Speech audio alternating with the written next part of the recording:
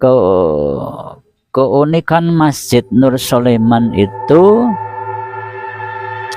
dilihat dari bentuknya.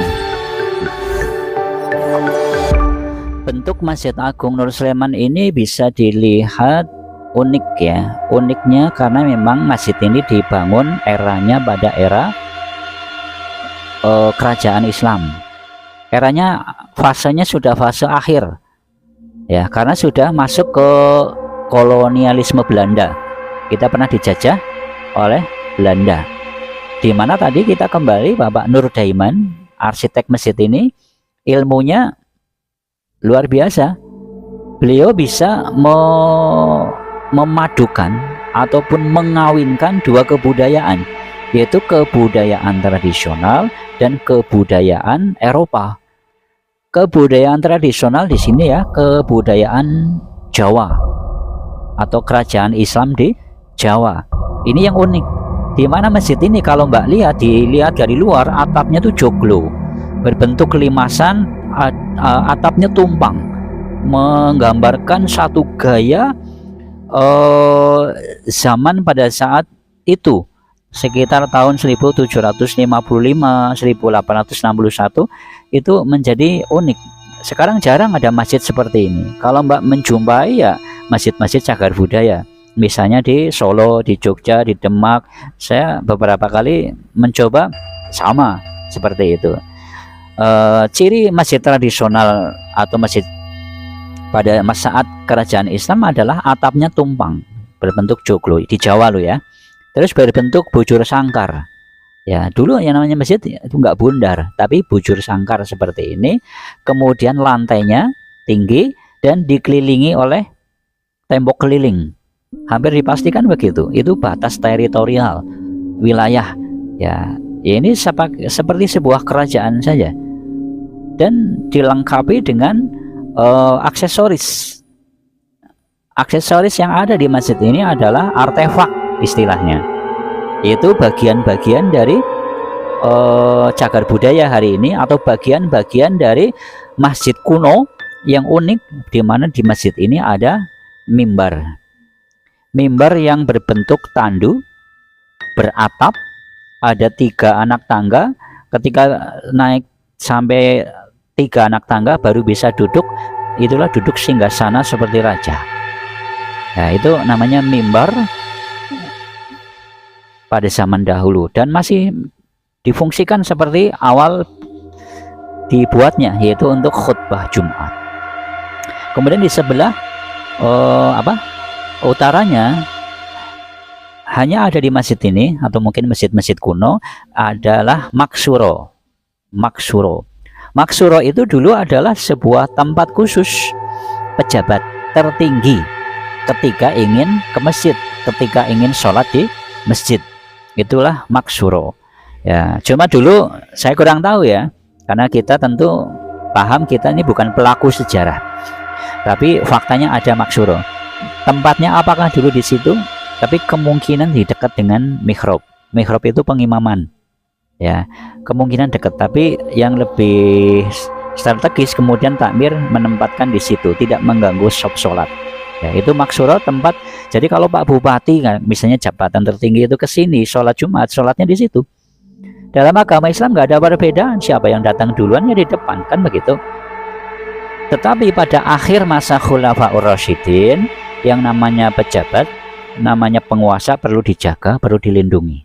Namanya pembunuhan di zaman khalifah-khalifah terjadi, maka perlu dijaga ketat. Nah, pada saat kerajaan Islam di Jawa, ketika membangun masjid digambarkan seperti itu, bentuknya maksuro, masih terlawat sampai hari ini. Cuma ada beberapa hal yang sudah nggak ada, dan saya nggak tahu, kecilnya saya juga nggak tahu. Dulu katanya di sudut-sudutnya ada tombaknya, memang ada lubang-lubang tombak, ada tirainya nggak ada ya. Tentu tirai sudah dimakan usia ya, mungkin sudah nggak ada. Tapi untuk hari ini dimanfaatkan untuk tempat muadzin ketika mengumandangkan sholat, untuk panggilan sholat 5 waktu. Itu yang unik. Dan yang unik lagi di Masjid Cagar Budaya sebagai masjid budayanya tradisional, pengimamannya itu memiliki ruang tersendiri. Sesungguhnya yang namanya masjid yang namanya imam itu di depan sendiri. Yang penting di depan sudah, tapi di masjid ini diberikan ruang khusus, ruang tersendiri. Ukurannya 2 kali 4 kalau tidak salah, 2,2 kali 4 meter. Dan tidak hanya ruangannya saja, tempatnya saja, tapi juga memiliki atap tersendiri.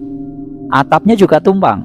Di sana ada mustakanya. Masjid kita ini memiliki 2 mustaka, kayak gada mustaka di langit utama ini dan di langit pengimaman atau mihrab. Itu yang unik.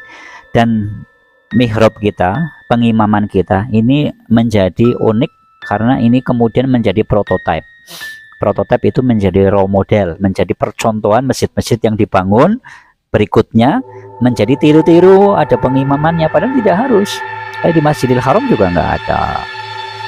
Tapi di sini dibuat tempat khusus, ya. Itu unik. Jadi masjid ini perpaduan 2 budaya, budaya tradisional, bentuknya kelihatan, ya, ukir-ukirannya ada umbak-umbaknya, bagaimana sangat berbeda, tidak hanya sekedar tiang, tapi tiang ini ada nilai karya seni yang tinggi, sampai di atasnya pun ada ukir-ukirannya juga, semuanya ada. Nah, kemudian masjid ini tadi disebut sebagai perpaduan 2 kebudayaan tradisional, dan yang kedua adalah kebudayaan Eropa. Karena masjid ini dibangun tadi pada masa era kerajaan Islam akhir, tapi sudah masuk kolonialisme Belanda, di mana ketika Belanda itu menjajah Indonesia, termasuk di Banyumas, tidak sekedar menjajah, tidak sekedar mengeksploitasi alam. Banyumas termasuk kota yang subur alamnya, makanya menjadi sebuah hal yang kemudian Banyumas dijajah karena ingin direbut wilayahnya. Nah, tapi yang namanya penjajah kayak Belanda, ketika menjajah juga membangun infrastruktur, ya kan, termasuk rumah kabupatennya, termasuk masjidnya. Maka masjid ini ketika dibangun, gaya bangunannya mewakili Eropa. Apanya? Jendelanya, pintunya, temboknya. Jendelanya besar-besar, pintunya besar-besar, temboknya tebal-tebal. Di Banyumas banyak ya bangunan-bangunan gaya Belanda, ya, karena pada masa pemerintahan Gubernur Jenderal de Kock, Gubernur Jenderal Raffles ketika menjajah sampai ke Banyumas, itu kemudian dibangun infrastruktur, ya. Ada rumah bupati, ada rumah betono, ada kantor pos. Kantor pos yang di Banyumas ini tahu nggak? Itu bangunan Belanda. SMK 1 Banyumas, Pondok Pesantren Banyumas, itu bangunan-bangunan Belanda. Iya, termasuk sekolah-sekolah di sini itu atau penjara itu bangunan-bangunan Belanda. Bahkan rumah penduduk di belakang sana itu adalah bangunan-bangunan Belanda, termasuk masjid ini. Jadi kembali, masjid ini adalah perpaduan 2 kebudayaan, itu kebudayaan tradisional Jawa Islam dan kebudayaan Eropa, dalam hal ini Belanda yang menjajah kita. Tapi dilihat dari lantainya, konon lantainya ini yang bentuknya motif ukiran kembang-kembang ini sumbangan dari Tiongkok. Jadi ada budaya Tiongkok di masjid ini juga. Ini yang unik, ya. Jadi setiap sisi, setiap bagiannya itu menggambarkan sebagai kekayaan budaya. Termasuk jam dindingnya itu konon juga sumbangan dari Swiss, ya, jam dindingnya kita. Nah, itu salah satu yang unik di masjid ini dan tidak bisa ditiru oleh masjid-masjid yang kemudian, ya, tidak bisa. Semua kayu yang ada di masjid ini adalah kayu jati asli, bukan jati KW, jati asli, dan masih utuh sejak berdirinya. Apakah ada yang pernah rusak? Ada memang. Bagian depan ada yang pernah 1 atau 2 rusak, tapi ketika rusak seperti tadi, bagaimana di dalam kita merawat, harus dikembalikan seperti aslinya. Nah, aslinya nggak boleh kemudian penggantinya berubah, ya, seperti itu. Sehingga kita nggak boleh. Sekarang kalau sholat Jumat misalnya dan kegiatan yang lain, itu sholatnya sudah, ini serambi aja udah penuh, maka kita melebar ke tempat parkir, melebar ke yang lain. Nah, kita kepingin nambah gitu kan, halaman masih luas, mau ditambah ke sana, oh nggak boleh, ini sudah cagar budaya, nggak boleh dirubah-rubah. Ya terpaksa, ketika sudah penuh ya mau nggak mau sholatnya jamaah panasan, yang ketika nggak kebagian tempat begitu. Itu begitu. Tiangnya di ruang utama. Ini ruang utama. Masjid ini terdiri dari 3 ruang. Ruang serambi, ruang utama, dan ruang imam. Jadi kita udah bahas ruang imam ya. Nah sekarang ini kita berada di ruang utama. Di ruang utama ini masih kita lihat kokoh karena disangga oleh 4 soko guru, 4 tiang soko guru. Ini yang tenang, 1, 2, 3, 4 masih asli semua. Dan diiringi oleh saka-saka yang lain. Ada 12 saka yang lain, namanya saka pengarak. Ya, pengarak yang mengiringi. Ya, tapi yang tengah yang 4 ini soko gurunya, saka utamanya. Yang sekelilingnya ada 12. Jadi sehingga di ruang ini ada 4 sama 12, ada 16 soko guru.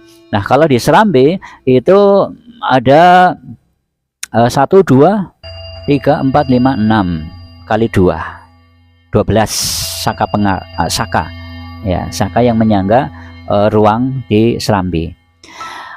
Tadi kita menyebut ada artefak ya. Artefak itu aksesoris lah atau bagian-bagian, itu masuk cagar budaya. Apa itu artefak di sini? Yaitu mimbar, maksuro, dan satu lagi beduk. Beduk ya, beduk.